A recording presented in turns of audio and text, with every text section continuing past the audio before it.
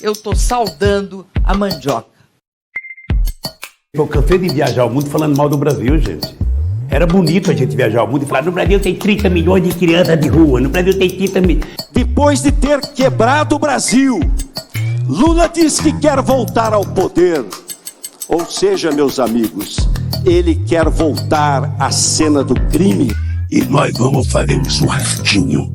E nós vamos comer uma fatia de picanha com uma gordurinha passada na farinha.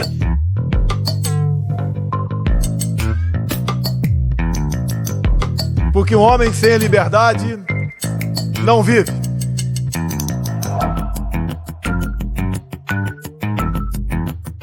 Não acho que quem ganhar ou quem perder, nem quem ganhar nem perder, vai ganhar ou perder. Vai todo mundo perder. Boa noite. Olá, boa noite. Sejam bem-vindos a mais uma edição do Te Atualizei News, o programa que vai te deixar atualizado com as principais notícias do dia. Isso mesmo, segunda-feira, 3 de junho de 2024, desde já convidando vocês que nos assistem, já deixa aí o like, o joinha, isso é importante porque aqui a plataforma entende que o nosso conteúdo é bom e distribui para mais pessoas no YouTube. E você também pode e deve compartilhar aqui o link da nossa transmissão nos seus grupos de WhatsApp, traga mais pessoas para participar conosco. É isso aí. E olha, hoje um convidado especialíssimo, eu particularmente sou fã do trabalho dele, também. O Coronel Gerson Gomes. Seja muito bem-vindo. Boa noite, Coronel. Boa noite, uma alegria estar com vocês de volta aqui no Te Atualizei News, que o pessoal acaba associando sempre, lembrando da Bárbara, obviamente, mas que Claro. Vocês dois batem um bolão aí nessas notícias. Vamos lá. Muito obrigado, Coronel. É um prazer tê-lo aqui com a gente. Olha, no programa de hoje vamos comentar as seguintes notícias do dia. Parada gay de São Paulo teve bloco das crianças trans. E Haddad quer apoio do Papa com taxação dos super ricos. Governo Lula vai trazer arroz da Ásia com agrotóxicos proibidos aqui no Brasil. E Flávio Bolsonaro diz que privatização das praias é narrativa da esquerda. Essas e outras notícias a partir de agora no Te Atualizei News, que já está no ar.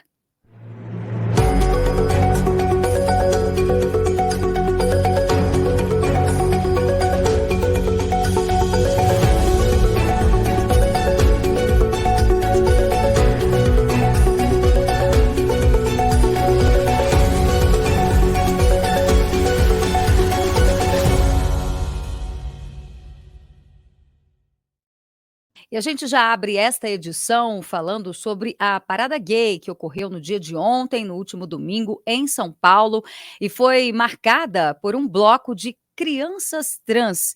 As crianças e adolescentes estavam vestidos com as cores da bandeira transgênero, rosa e azul, e o grupo trazia faixas com a mensagem "Crianças e adolescentes trans existem". No local também foi visto um homem vestido como borboleta, posicionado sobre um caixote. A Tamires Nunes, que é presidente dessa ONG Minha Criança Trans, também esteve presente na parada. Em suas redes sociais, ela destacou a invisibilidade enfrentada por crianças transgênero, afirmando que muitas ainda negam a existência dessas crianças e as forçam a viver no anonimato. Ela, que se identifica como mãe de uma criança trans de 9 anos, também ressaltou a importância de visibilidade e aceitação. Essa ONG, Minha Criança Trans, também publicou vários vídeos do bloco em seu perfil no Instagram, mostrando a bandeira trans com essa mensagem. A organização pediu contribuições voluntárias via Pix, explicando que a participação na parada gay é uma forma de lutar pelos direitos das crianças trans. Essa foi a 28ª parada do Orgulho LGBT+, que atrai milhares de pessoas com diversas atrações. Eu já começo querendo a sua análise, Coronel Gerson, sobre a parada gay, especificamente esse bloco que chama muito atenção, já que até mesmo nas notícias a gente vê essa questão da criança trans entre aspas, né? Dá para imaginar que exista mesmo crianças trans, como é que será que os pais as identificam? Como é que o senhor vê essa representatividade numa manifestação como essa? Nós temos dois assuntos diferentes que precisam ser abordados quando a gente fala sobre essas pautas LGBT, etc. Quando existe esse tipo de parada do orgulho LGBT, ETC, que eu costumo dizer, né, que é melhor do que você usar o mais, é você botar o ETC, que aí pode abarcar toda e qualquer inovação e outras ideias que venham se acrescentar. O primeiro aspecto que eu chamo a atenção é que essas agendas que vão sendo anexadas à pauta, que inicialmente era uma pauta de gênero ligada ao feminismo, então eu mesmo me lembro que eu estive em missões de paz das Nações Unidas, e as Nações Unidas são muito ligadas com essas questões de identidade.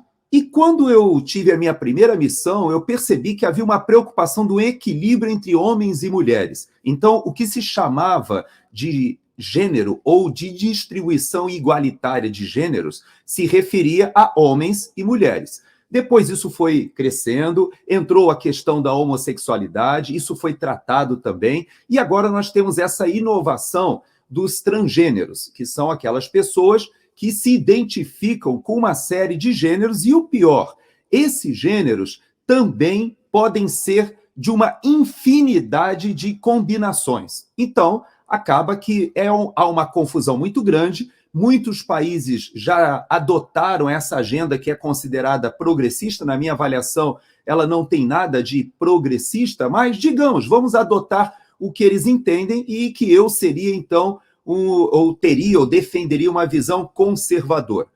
O que nós chamamos de visão conservadora quando a gente olha uma parada como essa é justamente o fato, primeiro, de expor crianças a esse tipo de debate, sendo conduzidas, às vezes, pelos próprios pais, o que denota que o pai, esse sim, deve ter algum tipo de dificuldade, até mesmo de entendimento de como se dá essas relações, porque as famílias conservadoras, ou seja, elas entendem que você pode ter um pai, você pode ter uma mãe, você deve promover, inclusive, o aumento populacional, ou seja, o crescer e multiplicai-vos dali da Bíblia, ele só acontece com um homem e uma mulher. No entanto, os motivos que levam a essa disputa ideológica, a gente percebe que eles não tendem a realmente estarem aderentes ao direito dessas minorias. Você percebe que hoje, por exemplo, as mulheres sofrem com os esportes em que homens que se identificam como mulheres, eles adentram no esporte e acabam prejudicando. Aqui nos Estados Unidos, por exemplo, as meninas estão perdendo bolsas de estudo em universidades porque estão sendo superadas em alguns esportes e em processos seletivos por homens que se identificam como mulheres. Bom, fechado esse parênteses, vamos à questão das crianças. A criança, ela não tem maturidade, obviamente, para decidir essas questões sexuais. E essa sexualização precoce é uma das coisas que mais me preocupou, sabe? Eu recebi imagens, pessoas ali desnudas, algumas, inclusive, mostrando os seus órgãos genitais, de fato, com posições e posturas libidinosas, e as crianças sendo submetidas a isso. Inclusive, havia famílias, ou mulheres, ou homens levando filhos, que observavam essas cenas, muitas delas cenas eróticas e até pornográficas, em público. Então, na cabeça dessas famílias, isso é uma atitude progressista. Na visão de grande parte da população brasileira, e até, por que não dizer, mundial, porque essas pautas elas são impostas por grupos minoritários. Essas pautas causam muita confusão. Eu posso dizer para vocês que a minha esposa é psicóloga aqui, e eu estava lendo um estudo, veja só, do The Trevor Project, que é um estudo de esquerda aqui nos Estados Unidos. E ele alega que jovens LGBTQ, especialmente aqueles que se identificam como transgêneros, eles relatam taxas significativamente mais altas de ansiedade, depressão, pensamentos suicidas. E veja que coisa interessante, 45% dos jovens LGBTQ consideram seriamente tentar o suicídio ou consideraram no ano passado. Então você vê que esses estudos estão acontecendo. Hoje há uma imensidão de jovens querendo retroagir, ou seja, desfazer aquelas cirurgias de mudança de gênero em que eles retiram seios, retiram órgãos genitais numa criança, num pré-adolescente que ainda não tem definido sequer as suas opções sexuais, e essa questão de identidade imposta pelos adultos, pelos pais, acabam gerando problemas ali na frente. Mas sabe que, a bem da verdade, eu faço questão de, a bem até da justiça com esse documento, dizer que a recomendação que eles fazem é o seguinte: deve-se direcionar a mais cuidados afirmativos de saúde mental e que devem dar mais acesso a cuidados de saúde que afirmem o gênero. Veja o que eles estão dizendo. Aqui na Califórnia, em alguns estados, quando uma escola identifica um adolescente com esse tipo de dúvida, ou uma criança quase pré-adolescente com esse tipo de questão, os psicólogos progressistas indicam um tratamento de mudança de gênero. E sabe o que acontece? O plano de saúde, o seguro de saúde dos pais, é obrigado a pagar uma cirurgia de mudança de gênero sem autorização dos próprios pais.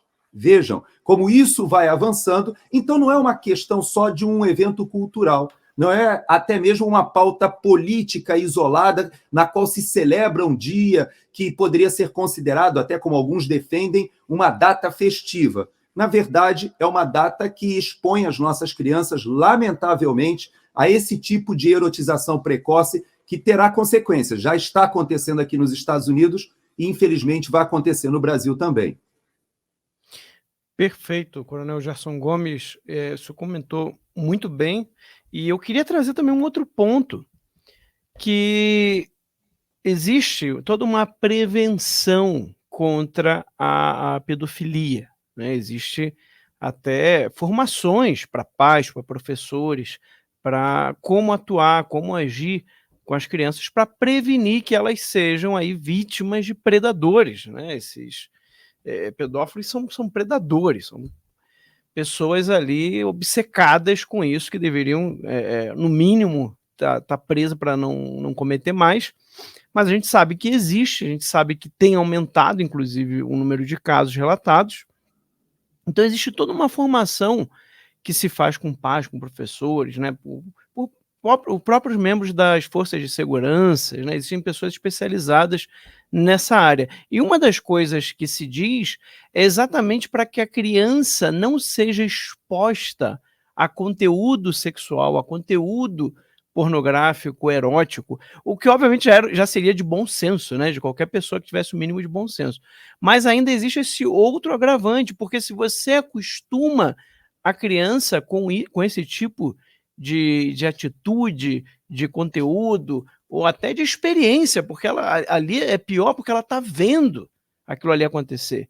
Ela se torna uma presa mais fácil para um pedófilo. Porque é natural, gente. O pedófilo vai chegar para não, é a mesma coisa ali da parada gay, é a mesma coisa, né? Ou seja, a criança ela acaba se tornando mais vulnerável para se tornar uma vítima de um ato desse. Qualquer especialista dessa área vai te explicar isso que eu estou falando. Então, o que estão fazendo é absurdo em todos os níveis, tá?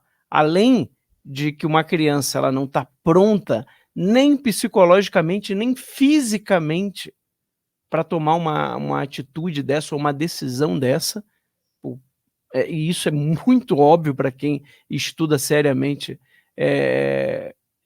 a psicologia, né, humana, mas principalmente a das crianças, e você ainda está colocando a criança em risco, ela vai se acostumando com aquilo ali, vai ficando mais fácil para ela ser aliciada por um pedófilo, por alguém que queira se aproveitar sexualmente daquela criança, porque agora ela acha que aquilo ali é uma coisa normal, natural, que pode ser feita em qualquer lugar, inclusive em público.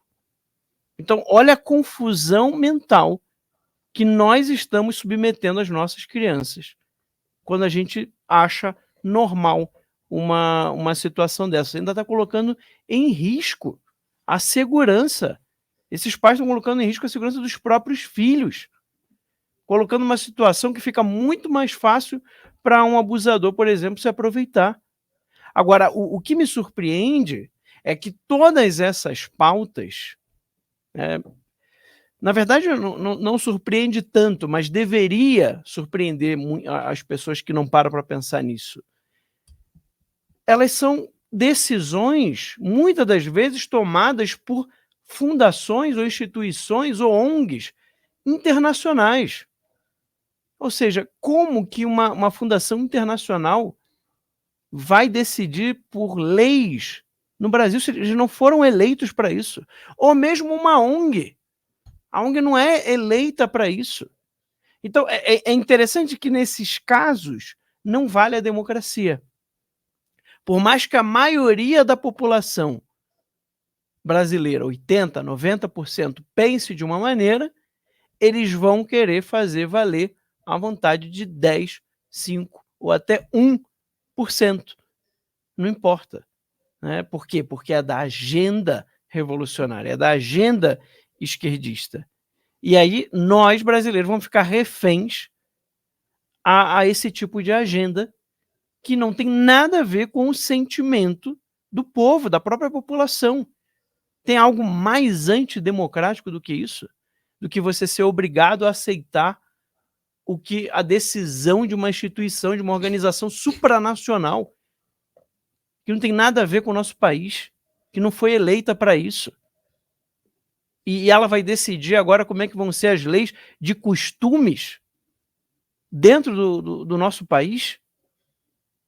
Então, são tantos níveis, são tantas camadas de situações aqui absurdas. E aí, recentemente, a gente teve várias polêmicas em relação à tal da linguagem neutra, que, novamente, é mais uma agenda internacional, mais uma agenda também de ONGs, que nenhuma ONG dessa foi eleita para nada, por nenhuma parte da população brasileira. E aí ela que vai decidir qual a lei que vai ser colocada no Congresso? Ou então, quando eles não conseguem no Congresso, aí vai para o Judiciário. O Judiciário agora está querendo, né, julgar leis locais de vários estados que proibiam o uso da linguagem neutra em colégio, por pressão de ONG, por pressão de fundações, né, organizações internacionais. Mas o que essas ONGs, qual que é o direito delas de decidir sobre uma lei? E aí é o judiciário que vai decidir também, que vai ser obrigado a ensinar a linguagem neutra no colégio. Gente, o colégio é para ensinar português. Se o pai ou a mãe quer ensinar a linguagem neutra, que ensine em casa, né? Que pague alguém para ensinar. Agora, a escola, ela tem que ensinar aquela educação básica ali, o comum, aquilo que a maioria da população entende como importante. E aí eles estão querendo enfiar isso na cabeça dos nossos jovens, coisa que não tem nada a ver com o sentir do povo brasileiro, para agradar, né, instituições internacionais, para fazer avançar essa agenda revolucionária, essa agenda de esquerda. Por quê? Porque eles querem, com isso, criar pessoas que não votem mais na direita. Esse é um dos motivos, tem outros. Tá? Tem vários outros. Mas esse é um deles. Né? Você cria alguém lá que vai ter um imaginário que vai tender sempre a votar mais à esquerda. E o interessante é que, muitas das vezes, até as pessoas que acabam sofrendo, né, esse tipo de educação, com o tempo elas percebem o problema que isso dá na vida das pessoas e mudam. Tem vários casos. O próprio Coronel comentou também de pessoas que se submetem a isso, ou se submeteram quando mais jovem a essa de transição, né, de cirurgias, e depois se arrependem. Aí como é que faz para voltar?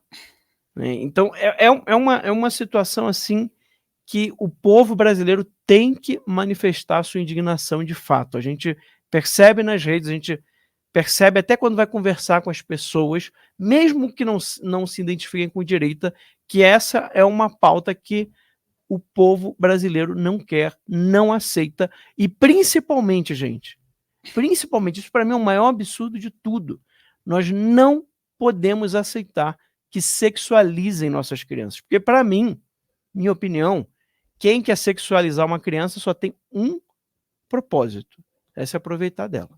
É isso aí, Max. Olha, ainda em relação ao avanço, né, a implementação da linguagem neutra nas escolas, vale lembrar que já são 18 leis municipais no Brasil, e que essas mesmas ONGs, especialmente essa que estava presente na Parada Gay, eles buscam, junto ao STF, derrubar essas leis municipais, onde os prefeitos, então, de 18 cidades aqui no país, proíbem a linguagem neutra nas escolas.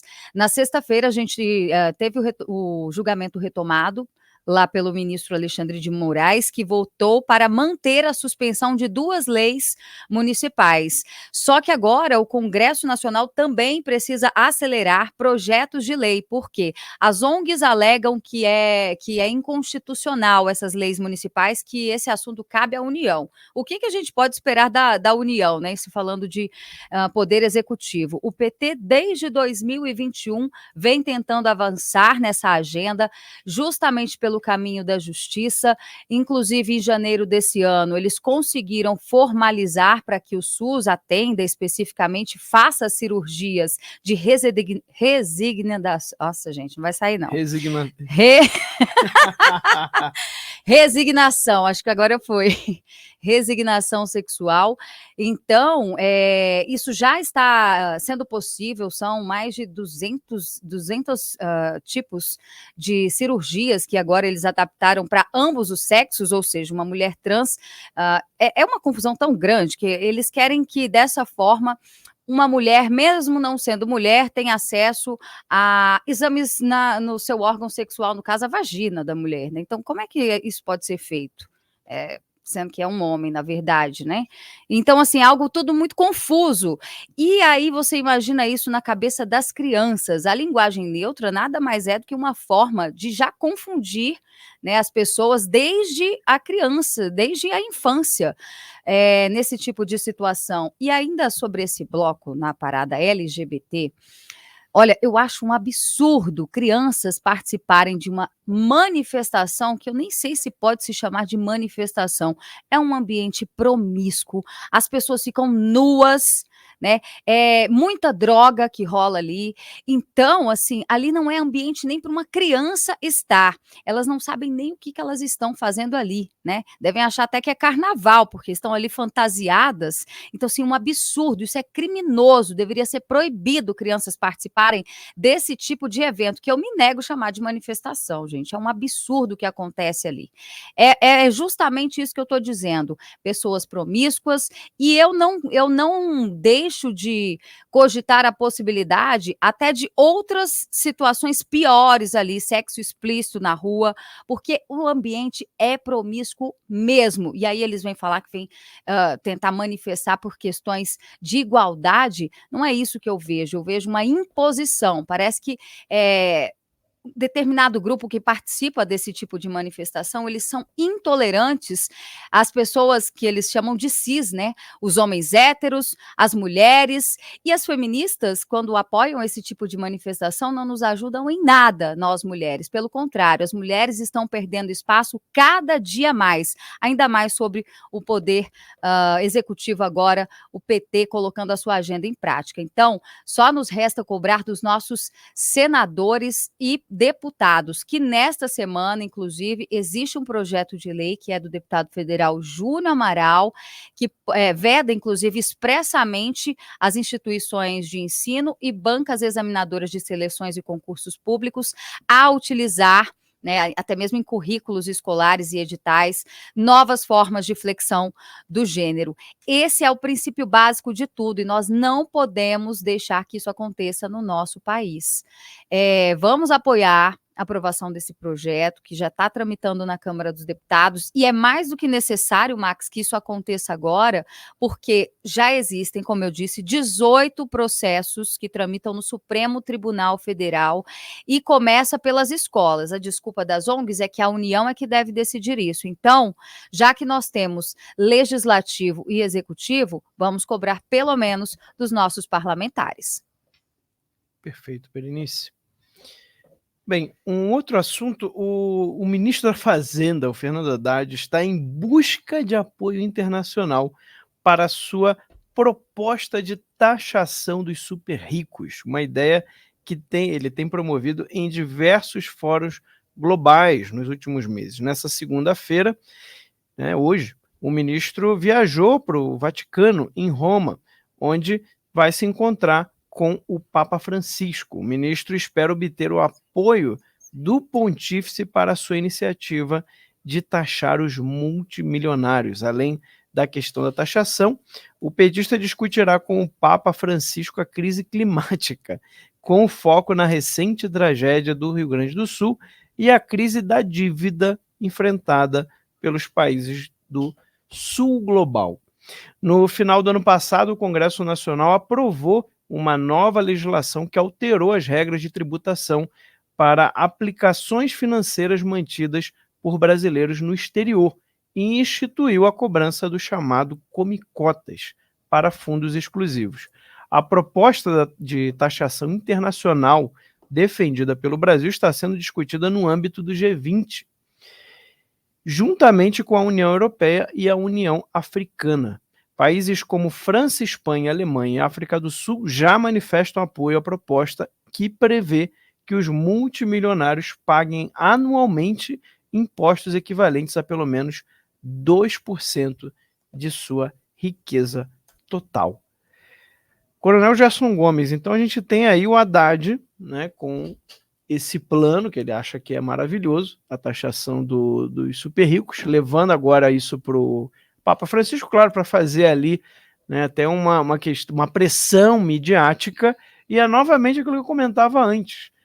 O G20, ou seja, grupos supranacionais, agora eles vão decidir leis que vão acontecer nos países, como que vai ser agora os impostos e essa taxação dos super ricos, como se isso fosse a grande solução, segundo eles, para a pobreza e para a fome no mundo.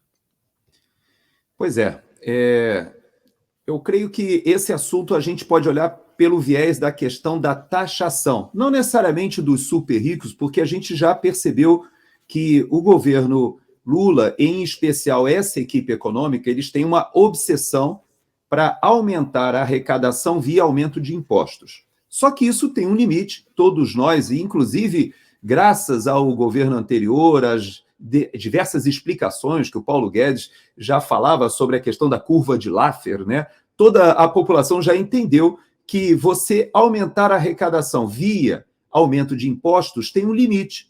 E nós já sabemos no Brasil que esse limite já foi mais do que ultrapassado. Ou seja, não são os ricos que estão sob risco de serem taxados no Brasil. Os pobres já estão sendo taxados no Brasil de uma maneira escorchante.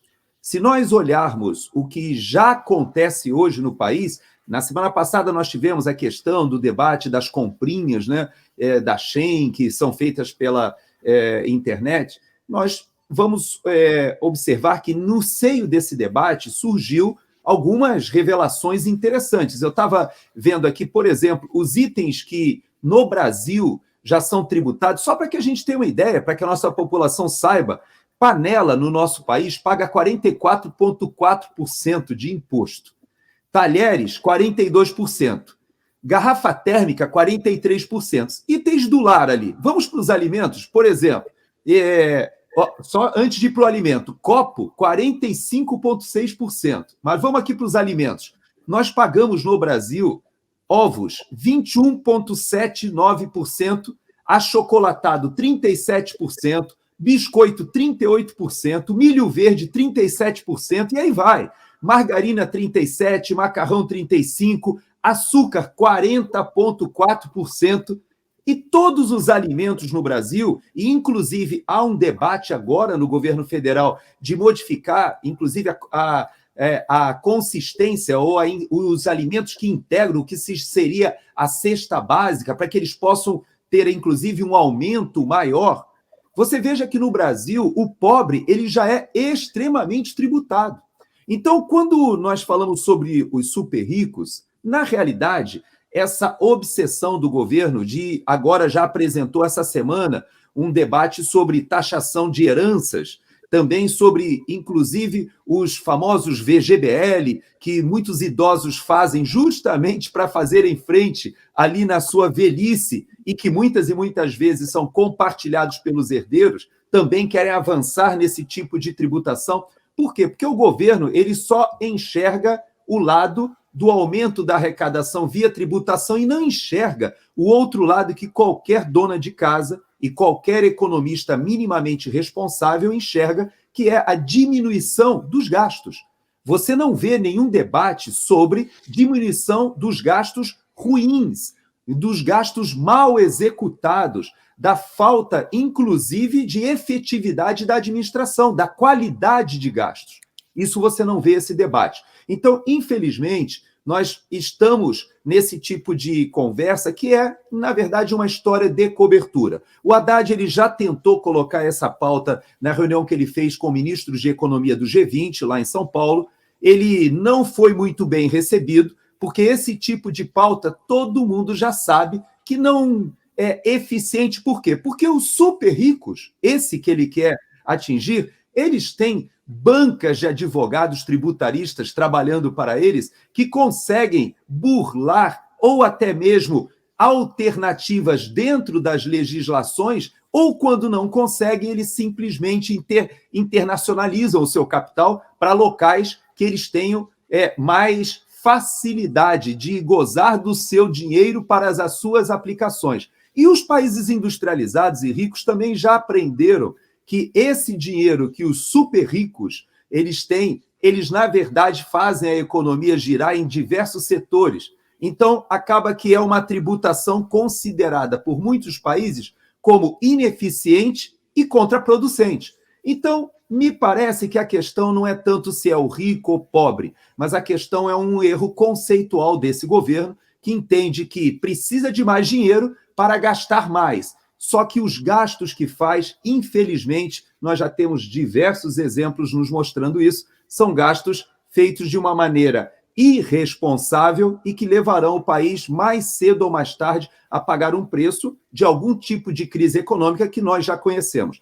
Essa fórmula do Dilma 3, todos nós já vimos lá no Dilma 2. Perfeito, Coronel.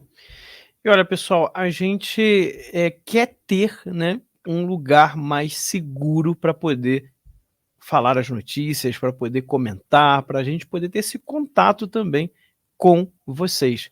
E por isso a Bárbara criou a plataforma do Te Atualizei, o teatualizei.app. Inclusive tem um aplicativo, você pode aí pegar no seu celular agora, entrar na Play Store, né, no celular Android, e colocar Te Atualizei. Aí você baixa e você já pode, inclusive, assinar aí a plataforma e passar a ter acesso aos conteúdos exclusivos da Bárbara. Inclusive, tem um videozinho dela explicando como é que é a plataforma. É rapidinho, vamos assistir. Foi em 2019 que eu comecei a fazer vídeos pro Te Atualizei. Eu era só uma dona de casa assistindo tudo que estava rolando na política. Só que eu queria fazer alguma coisa a mais porque tinha um monte de jornalista divulgando invencionismos e chamando militância escrita de notícia.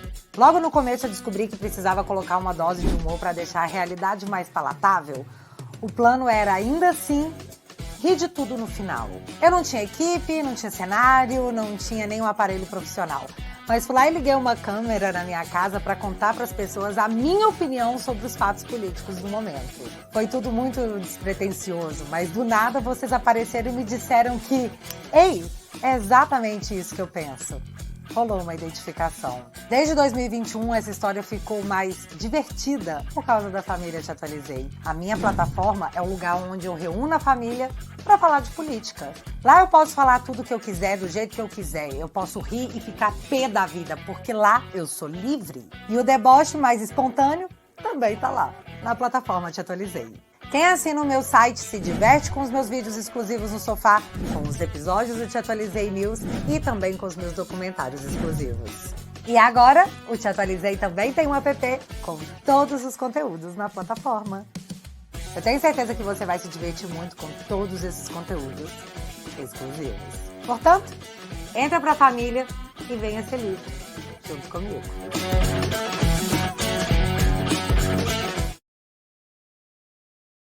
Muito bom. Então já vai aí baixando o aplicativo, põe Te Atualizei na Play Store, baixa o aplicativo, assina e já começa aí a curtir os conteúdos lá da plataforma, não é isso, Berenice? É isso aí, tem muita coisa boa, vocês não vão se arrepender.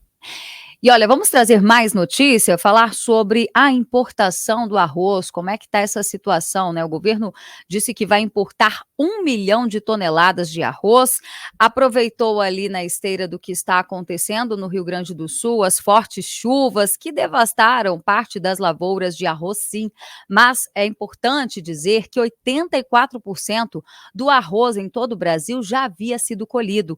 E essa medida de importar o arroz, desde o ano passado, o Brasil, o governo Lula já cogitava essa possibilidade, inclusive importar da Venezuela. Mas agora, diante de tudo que tivemos, mesmo as federações, as principais federações do Rio Grande do Sul, a exemplo da Federação da Agricultura do Rio Grande do Sul, a Farsul, dizer que essa medida é desnecessária, o governo mantém a decisão e eles vão trazer esse arroz da Ásia. Qual é o problema desse arroz? Nós conversamos, inclusive eu já tive a oportunidade de conversar com o Gedeon Pereira, que é da Farsul, e ele disse que é um arroz de péssima qualidade, não tem nada a ver com o arroz que a gente está acostumado a comer aqui no Brasil. E mais um detalhe, logo o Partido dos Trabalhadores, que tem essa pauta ambiental, né, inclusive vai falar sobre isso também no G20, logo eles vão importar o arroz da Ásia, que para produzir esse arroz lá, eles usam um agrotóxico muito forte, inclusive esse agrotóxico, ele é proibido de ser usado aqui no nosso país. Mas agora, Coronel, vale trazer o arroz da Ásia. Por que será essa insistência do Brasil, do governo Lula, em trazer arroz de fora, sendo que o momento agora era justamente de contemplar o arroz brasileiro, a produção, como eu disse, 84% já havia sido colhida, e os próprios produtores dizem que essa medida não vai ajudar, pelo contrário, vai prejudicar aqueles que produziram uma ótima safra, por sinal, neste ano. Pois é, esse tema, ele também está no contexto político e eu creio até que muito mais ligado à questão da política partidária e ideológica do que realmente a questão econômica. Veja que a Conab, ela está com os seus estoques, que são estoques reguladores, que podem e devem ser utilizados exatamente para amortecer essa falta ou de demanda reprimida num momento específico, ou até, através mesmo até de uma compra feita para equilibrar o mercado. Isso faz parte das técnicas de segurança alimentar em qualquer país do mundo. Qual é o problema disso que o governo quer fazer agora? É que, na verdade, se nós olharmos o quadro inteiro, a gente vai olhar o Congresso Nacional na semana passada travando uma iniciativa do governo de alavancar o MST, aprovando uma lei que penaliza as invasões de terra. Qual foi o contra-ataque do governo esta semana? Ele diz que vai entregar na mão do MST justamente a estratégia do Plano Safra desse ano. Como a dizer para a bancada do agronegócio no Congresso Nacional, que é aquilo que representa os interesses da maioria da população, que tem ali os seus representantes eleitos, eles, de certa forma, estão numa queda de braço, num cabo de guerra com o governo desde a CPI do MST. Você observa que a bancada do agronegócio, ela puxa para um lado, o governo puxa para o outro por uma questão muito mais ligada aos seus laços de revolução no campo, de reforma agrária ainda ancorada naquele período do século passado. E por que eu digo isso em relação ao arroz? porque o governo poderia sim constituir com a Conab estoques reguladores comprando dos produtores brasileiros. E por quê? Porque a produção deste ano, que já tinha sido colhida na maioria dos locais ali no Rio Grande do Sul, graças a Deus, essa produção ela foi maior do que a produção do ano passado, que, por sinal, o Brasil exportou o excedente. Então, veja, o Brasil tem um grande consumo, é verdade, mas esse arroz que está sendo cogitado, quando nós formos fazer uma pesquisa ali nas bolsas de negócios, nós vamos observar que parte desse arroz já está estocado há muitos anos. Inclusive, há um arroz que está sendo oferecido em leilões internacionais que já está estocado há 10 anos. Ou seja, ter estoques é algo legítimo. No entanto, se o Brasil não tem esses estoques agora, obviamente ele deveria privilegiar o produtor nacional e ouvir o produtor nacional. Se, por causa dessa quebra de safra, por causa da questão do Rio Grande do Sul, isso impactaria os preços, é fácil. Você compra do produtor nacional esse excedente que poderia ser exportado e você tem a possibilidade, com esses estoques, de regular a venda, mas não a venda no varejo, mas a venda a granel, ou seja, entrando nas bolsas de negociação como qualquer país faz. Mas sabe o que o governo Lula bolou, ou pelo menos alguns do governo tiveram essa ideia sensacional? É de comprar esses estoques ali da Ásia, enviar já os sacos, ou seja, já a arte, e esse arroz ser vendido no varejo, ou seja, competir com o produtor nacional, que nós temos quase 50 marcas de arroz no Brasil sendo comercializados. Temos uma produção e um mercado muito bem estruturado. Então, ao invés de fazer essa briga com o produtor, que é muito mais ideológica e até partidária, porque todos sabem que o agronegócio apoiava o governo Bolsonaro, a maioria do agronegócio tem uma simpatia pelas políticas públicas implementadas pelo governo anterior, ao invés de conquistar, ao invés de ajudar esse produtor do Rio Grande do Sul, que nesse momento precisa desse amparo para se soerguer, não. Eles vão, de qualquer maneira, quebrar as pernas do setor por causa dessa briga ideológica. A minha expectativa é que a bancada do agronegócio consiga reagir, que haja junto ao ministro da Agricultura, que deveria, ao invés de promover esse tipo de disputa entre o MST e o agronegócio, a indústria do agronegócio no Brasil é a principal exportadora e hoje é quem carrega nas costas a maioria do PIB nacional. Então, deveriam estar sendo tratados com mais respeito. E, no entanto, essa briga política ainda vai se arrastar durante o restante desse governo e nós ainda veremos muitas tensões por causa das suas prioridades ideológicas, não econômicas. Exatamente. Não há realmente aqui uma questão econômica envolvida, é questão ideológica, é uma questão de política. O Brasil se tornou aí, principalmente agora, com esse governo, um dos maiores aliados da China e, obviamente, dos aliados da China também. E é tão grave, gente, é tão grave isso aqui, que a própria grande mídia já está falando sobre isso. Eu vi matérias da CNN, já estão falando de gastos de 1 bilhão de reais. E aí parece que eles mandariam, inclusive, o pacotinho já com o símbolo, né, do governo federal, e aí viria já embalado, né, com esse símbolo do governo federal e iria lá para os mercados com um preço menor. Obviamente que é um preço que você não consegue ter um mínimo ali de competição. Então, veja como é uma coisa que revela bem a hipocrisia dessa gente. Eles falaram tanto da taxação de $50 das compras online, que 88% dos que compram são de classe C, D e E, ou seja, são dos mais pobres. Tá? Eles falaram tanto que eles tinham que fazer isso para proteger a indústria brasileira, para proteger o mercado brasileiro, e agora eles estão tomando uma decisão que vai prejudicar os produtores brasileiros. Vai prejudicar os produtores brasileiros, não tem como concorrer. o Gedeão, né, que você comentou, Gedeão. que ele estava falando também na CNN, e ele explicou o seguinte: olha, eles não respeitam as leis ambientais.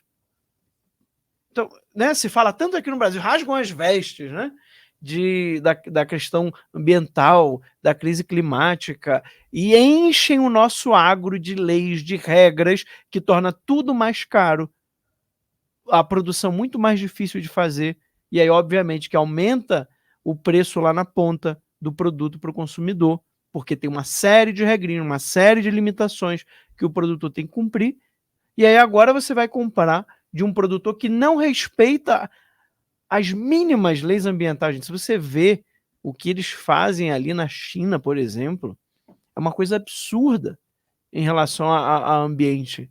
Não é nem, eu não estou nem falando aqui de questão de ideologia do ecologismo, não. Eu estou falando de bom senso, de utilização da natureza. E são coisas terríveis o que eles fazem. Por quê? Porque eles não têm leis, eles querem que a produção seja um custo mais baixo possível. Muitas das vezes, em muitas situações, explorando num regime de quase escravidão dos chineses, né, das pessoas que trabalham, que produzem. E aí a gente vai comprar desses produtores que usam o agrotóxico que aqui é proibido.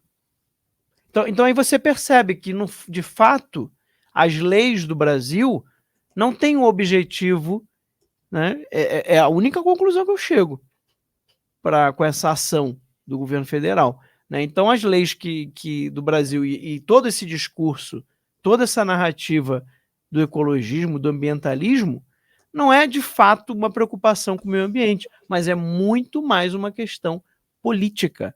É muito mais, não, vamos prejudicar aqui porque o agro não vota com a gente, o agro, né, se alinha com a oposição. É isso? É disso que se trata? Exatamente, Max. Olha, o que me admira muito é que nós temos um ministro da Agricultura que é produtor rural, o senhor Carlos Fávaro. É lá de Mato Grosso, inclusive, do mesmo estado em que eu. E como é que ele aprova uma coisa dessas? Realmente, quando a gente fala aqui que ministro de governo, quem assina, quem é que bate o martelo no final é o presidente da República, a gente não está mentindo. Porque é um absurdo um produtor rural tomar uma medida que vai contra o setor, né? A gente sabe que o governo Lula não tem simpatia nenhuma com o agro, né? O próprio presidente Lula já falou que o agro é fascista, entre tantos outros adjetivos, para não dizer outras coisas aqui. Então, o que eu percebo, a minha opinião, é que essa é uma medida justamente para prejudicar o setor que mais movimenta a economia no país nesse momento. Porque os outros serviços já estão acabados, né? A nossa economia, o teto de gastos estourado, um rombo de 1 trilhão que a gente noticiou aqui na semana passada. Mas o agro ainda é o setor que gera muito emprego. E é isso que eu vejo nesse governo, no governo do PT. Eles querem afundar o nosso país economicamente. E o agro é um setor que ainda está mantendo a economia de pé. Essa medida vai dar uma pá de cal nos produtores rurais. Alguma coisa precisa ser feita. Eu já vi, inclusive, Max, desde que foi anunciado esse arroz importado, que vai ter o selo, o carimbo do governo federal, que as pessoas não vão comprar esse arroz, né?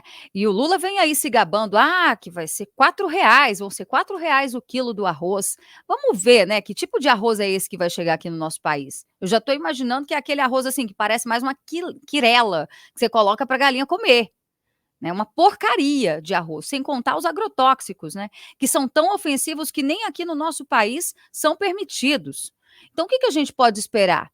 Será que realmente essa medida vai ser boa? Será mesmo?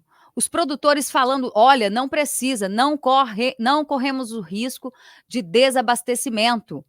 Ele só aproveitou a oportunidade do que aconteceu no Rio Grande do Sul para tomar uma medida que ele já queria fazer isso desde o ano passado. Desde o ano passado, o governo Lula falava em importar o arroz da Venezuela, inclusive. Venezuela, país ditador. Ele está, na verdade, esse tipo de medida é só para abastecer, é só para dar dinheiro para os países que ele tem conchavo.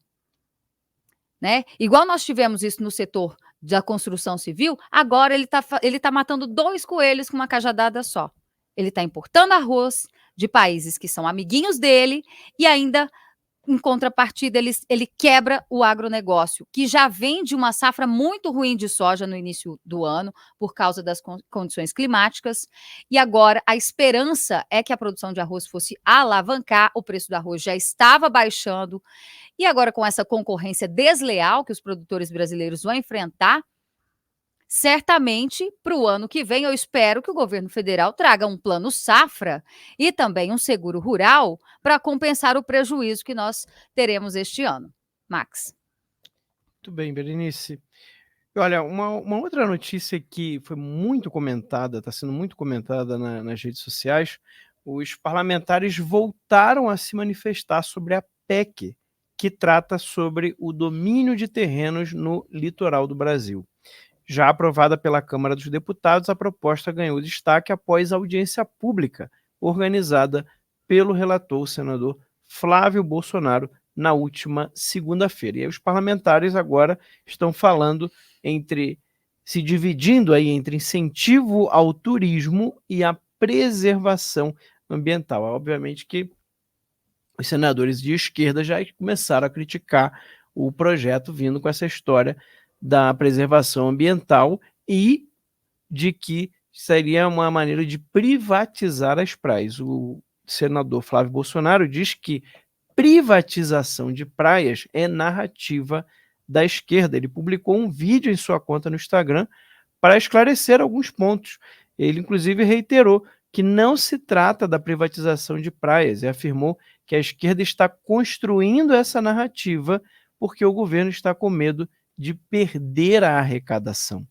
Ainda segundo ele, a PEC trata de imóveis ocupados na faixa de terra próxima à praia, denominada de territórios de marinha, os quais precisam pagar impostos específicos à União. E ele ainda disse o seguinte: hoje é possível que grandes empreendimentos sejam autorizados a funcionar em toda a nossa orla brasileira. Tem centenas e milhares de exemplos em toda a costa brasileira, no Nordeste principalmente. Ele ainda acrescentou que é óbvio que não se pode proibir o acesso de ninguém à praia. Isso não é permitido. Para ele, a retirada dos impostos, que é disso que se trata a PEC, aumentaria a possibilidade de investimentos nas regiões turísticas. Coronel Gerson Gomes, a gente já percebe aí, mais uma vez, uma resistência por parte do governo em relação aí a perder a arrecadação. Você tocou no ponto crucial desse tema. Não se trata de privatização de praia, não se trata como a esquerda, né, e a base do governo foi rapidamente criar essa narrativa, como se a proposta do debate, que foi uma audiência pública que chama ao debate algo que já se arrasta há muitos anos e que não tem nada a ver realmente com o debate do acesso à praia ou a utilização das praias. O que está em jogo realmente é basicamente 2 tributos federais que toda pessoa que tem casa de praia ou que tem alguma propriedade próxima da praia sabe o que são o laudêmio e o que é tem um nomezinho interessante que é a ocupação ou foro, a taxa de foro. O que é isso? Rapidamente para a nossa audiência entender. O laudêmio é um imposto que você paga quando você vende uma propriedade que está próxima da área de marinha ou que está na área de marinha. E o que é a tal de área de marinha? Se estabeleceu que é uma distância que existe do local médio da pré-mar, ou seja, aquele local onde na maré alta o mar chega, se estabelece uma distância e a legislação ela diz qual é essa distância, e naquela área é considerada área de marinha e todo mundo que tem propriedades, casas ali, se você vai vender essa propriedade, você tem que pagar o laudêmio, ou seja, a União. Normalmente, esse laudêmio, eu estava dando uma pesquisada aqui, se não mudou, é alguma coisa ali da taxa de, se eu não me engano, 5% ou 2%. 5% é a taxa de ocupação ou laudêmio. Mas seja como for, esse 5% que se paga anualmente pela ocupação da área de marinha, quando você vende uma propriedade, você paga o laudêmio para a União. Todos os dois impostos, eles são utilizados pela Marinha ou até mesmo pela União, e o que o Flávio Bolsonaro começa a levantar é a municipalização da transferência desses impostos que hoje são da União para estados e municípios, e em especial aos municípios. E o que está em debate nada mais é do que aquilo que acabou sendo discutido na reforma tributária, que foi um grande avanço ou um atentado até ao próprio Pacto Federativo. Veja que no Brasil agora, nós que já vivíamos isso de uma centralização em Brasília e que leva, inclusive, os prefeitos a terem marchas a Brasília para pedirem mais recursos, porque no Brasil os recursos são centralizados em Brasília e depois redistribuídos para estados e municípios. Agora, com a reforma tributária, isso ainda vai ficar pior. Ou seja, a gestão da política de tributação de cada estado e município, hoje, ela é padronizada, leva-se a Brasília e um comitê gestor ali vai fazer a redistribuição. O que o Flávio acabou tocando é numa ferida que existe de um tributo que vai direto para a União, de toda a orla, que nós temos uma orla gigantesca, quase 8 mil quilômetros de litoral no Brasil, e essa orla toda paga tributos para a União. E o que o Flávio levantou, se não seria o caso desses tributos serem administrados, geridos e até, de certa maneira, organizados no nível municipal. E nós já sabemos que o fato de redes hoteleiras e vários empreendimentos ali do Nordeste, quem conhece o Nordeste sabe que já existe um monte de empreendimentos que estão autorizados a se valer dessa faixa de marinha, dando acesso aos seus hóspedes ou aqueles grandes condomínios a faixas de praia quase que exclusivas.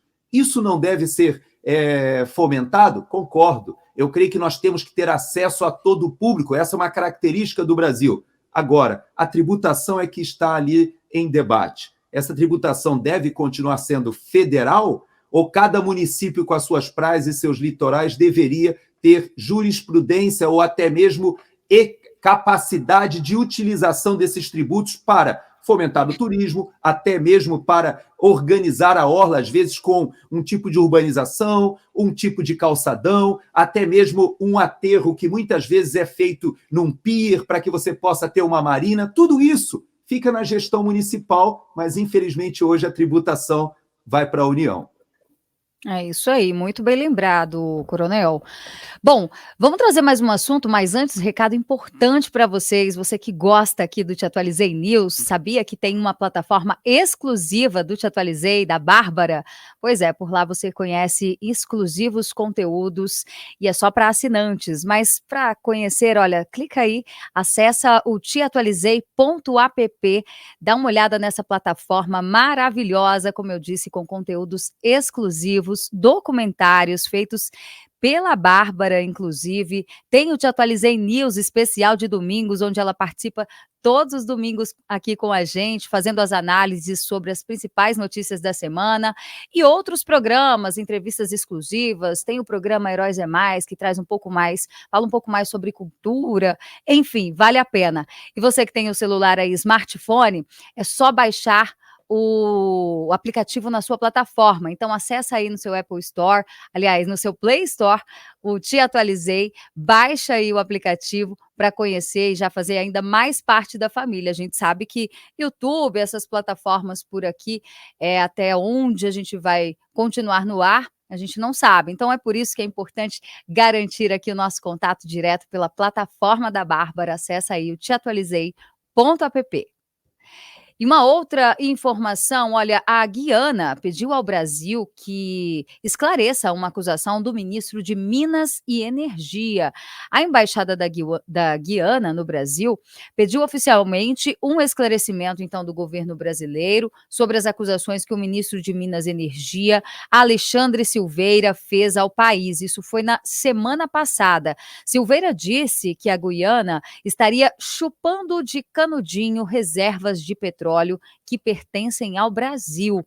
Olha, segundo o ministro, essa afirmação, como eu disse que foi na semana passada, a Guiana estaria explorando o petróleo na divisa com o Brasil. Nessa ocasião, ele manifestava preocupação com a demora do Brasil em explorar petróleo no subsolo marinho na margem equatorial, na costa norte do país. A Petrobras, a gente lembra que tem blocos em região, mas o IBAMA negou a licença ambiental para a exploração deles. E ainda diz o seguinte, nossos irmãos na Guiana estão chupando de canudinho as riquezas do Brasil, estão explorando na divisa em um bloco adquirido no governo Dilma Rousseff. Não podemos desrespeitar contratos, segundo o ministro, e é direito do povo brasileiro conhecer as suas riquezas. Essa fala do ministro não faz sentido porque nas águas da margem equatorial, quem faz fronteira com o Brasil é a Guiana Francesa, um departamento ultramarino da França que não produz petróleo, mas a oeste fica então o Suriname e só então a Guiana petroleira. Esta só faz fronteira com o Brasil em terra, em parte de Roraima e do Pará, onde não há atividade petrolífera. Coronel, eu trouxe aqui alguns detalhes, mas eu acho que o senhor pode comentar melhor sobre esse assunto, porque, ao que tudo indica, o ministro de Minas e Energia quer brigar ali por essa divisa, né? Esse comentário dele, essa afirmação chama muito a atenção e já causou, inclusive, né, um revide por parte das autoridades da Guiana. Nós temos a dúvida, nesse momento, se o que houve com o ministro Alexandre Silveira, que não é alguém da área energética, não tem muitas conexões com a indústria da energia, seja da Petrobras ou seja das energias renováveis no Brasil, mas como nós sabemos que o governo Lula ele fez a distribuição daqueles ministérios, inclusive criando mais ministérios, hoje nós já estamos com 39 ministérios, se eu não me engano, ele fez essa distribuição de porteira fechada. O Alexandre Silveira, inclusive, ele é um dos fundadores, ele era presidente do PSD, do partido do Kassab, né, ali no estado de Minas Gerais, e o governo tenta fazer a sua base de apoio no parlamento, distribuindo esses ministérios de porteira fechada.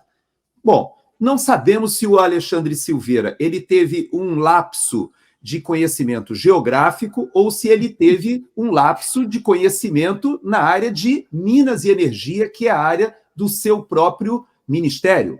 Por que eu digo isso? Porque, de fato, vamos dizer assim, a forma de extrair petróleo, ou seja, aquela camada que existe de petróleo depositada ali em muitos terrenos que milhares de anos foram colocados ali naquela bacia sedimentar, é a mesma, ou seja, é a mesma formação geológica que eles têm ali no norte do país, que começa ali mais ou menos no Rio Grande do Norte e vai até o Amapá. Mas essa bacia sedimentar, ela também avança para a Guiana Francesa, avança para o Amapá e principalmente na Venezuela, ali no Caribe venezuelano e no Caribe guianense, ou seja, naquela área que hoje está em disputa, ali há uma grande produção de petróleo. Nós conhecemos ali a parte do Lago Maracaibo e agora conhecemos a área de disputa da Guiana.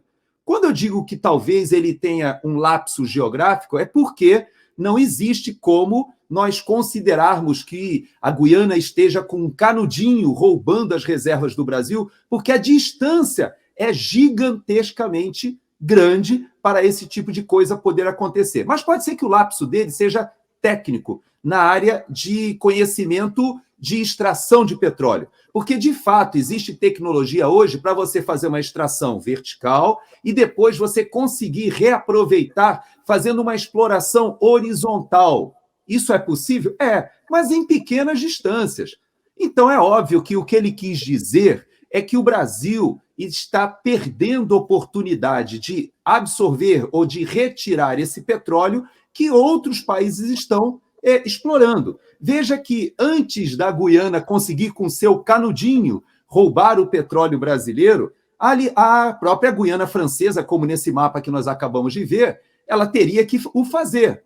E o próprio Suriname, que também descobriu agora reservas muito grandes, também quer fazer a mesma exploração que a Guiana está fazendo, e o Brasil está ficando para trás. A Petrobras já perdeu 1/5 do seu valor de mercado.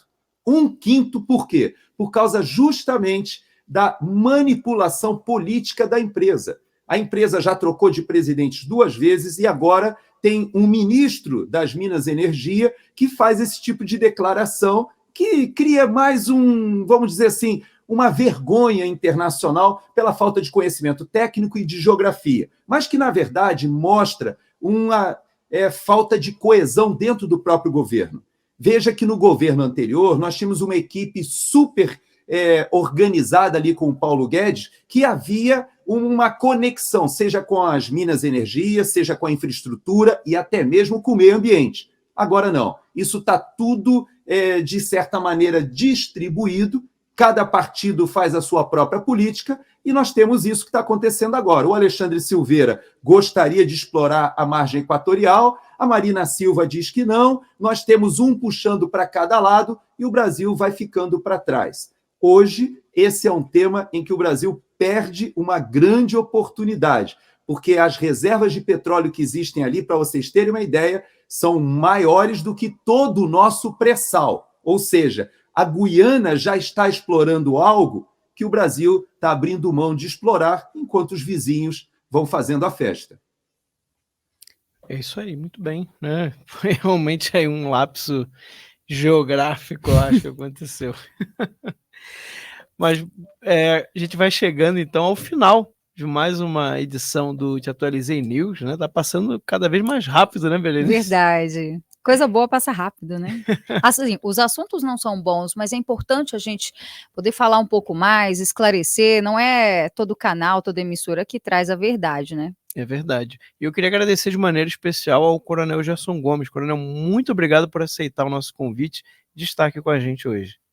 Eu que agradeço a vocês, uma vez mais, parabéns, e como vocês falaram, é muito importante para que a gente fure, né, aquela blindagem que o mainstream jornalístico faz em relação ao governo. Hoje, muitas das grandes empresas jornalísticas se transformaram em verdadeiros órgãos de governo, né, órgãos oficiais, que a gente consiga trazer o debate, informações com ângulos diferentes e leve isso para a população, que deve ter o discernimento e o poder discricionário de entender o que é certo, errado, o que é realmente relevante ou não.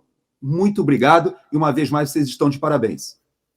Obrigado. Obrigada, até a próxima. E agradecer de maneira muito especial a nossa audiência, a família Te Atualizei aqui com a gente, você que está assistindo até o último segundinho, muito obrigado. E não esqueça de deixar o seu like aqui, o seu like é muito importante para que esse vídeo possa alcançar mais pessoas. E se você ainda não se inscreveu, inscreva-se aqui no canal, clica lá no sininho para você não perder nenhuma novidade daqui e aproveita também para compartilhar o link dessa transmissão aí nas suas redes sociais. São vocês, gente, que vão fazer com que o Te Atualizei News cresça, né? Já está crescendo, está chegando aí, vamos rumo aos 100 mil, né, Berenice? É isso se Deus aí, quiser. rumo aos 100 mil. E lembrar que amanhã temos um encontro marcado sempre às 9h30 da noite. Uma ótima semana a todos e até lá. Tchau, Fiquem tchau. com Deus. Até amanhã. Tchau, tchau.